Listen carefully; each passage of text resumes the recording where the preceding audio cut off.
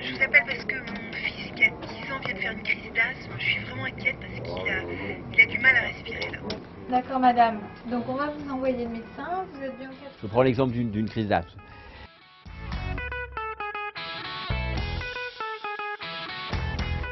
Si la crise d'asthme chez l'enfant n'a pas de critères de gravité particulière, à ce moment-là, l'appel est transféré quand même au médecin régulateur qui va donner des conseils avant d'envoyer le plus rapidement le médecin le plus proche sur place.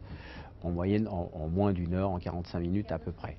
Si la crise d'asthme a des critères de gravité, on va dire cyanose, sueur, enfin, généralement le médecin régulateur, si c'est un enfant, il demande à la maman, mais il essaye de prendre l'enfant si l'enfant n'est pas trop petit au téléphone.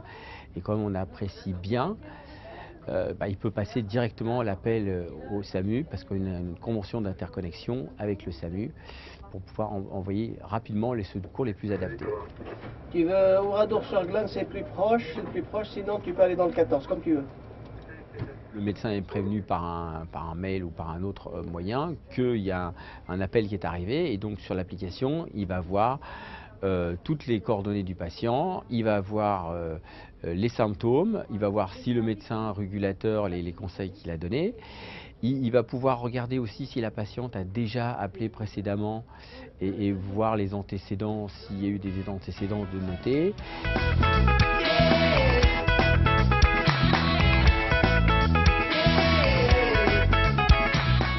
Le centre d'appel, donc il est là 24 heures sur 24, 7 jours sur 7, avec un nombre de standardistes en fonction de l'historique en fait des appels qu'on connaît, et ces fonctions en fait des week-ends, des ponts, des vacances, de l'été, de l'hiver. On a un certain nombre de standardistes et c'est pareil du côté médical, c'est-à-dire que les médecins, la répartition des médecins se fait selon effectivement la période de l'année, selon le jour, selon l'heure du jour, selon la nuit. Il n'y a pas le même nombre de médecins en début de nuit qu'en deuxième partie de nuit.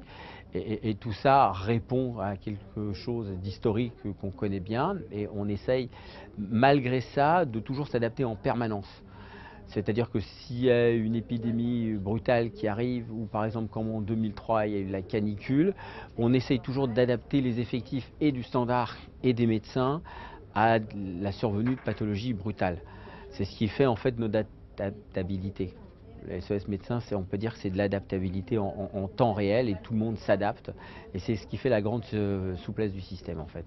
Le personnel non médical du centre d'appel aussi a la particularité de travailler depuis longtemps dans ce centre d'appel. Il y a une fidélité, on va dire, du personnel de SOS médecin qui est très attaché aussi et qui fait partie de la famille SOS médecin au même titre que les médecins.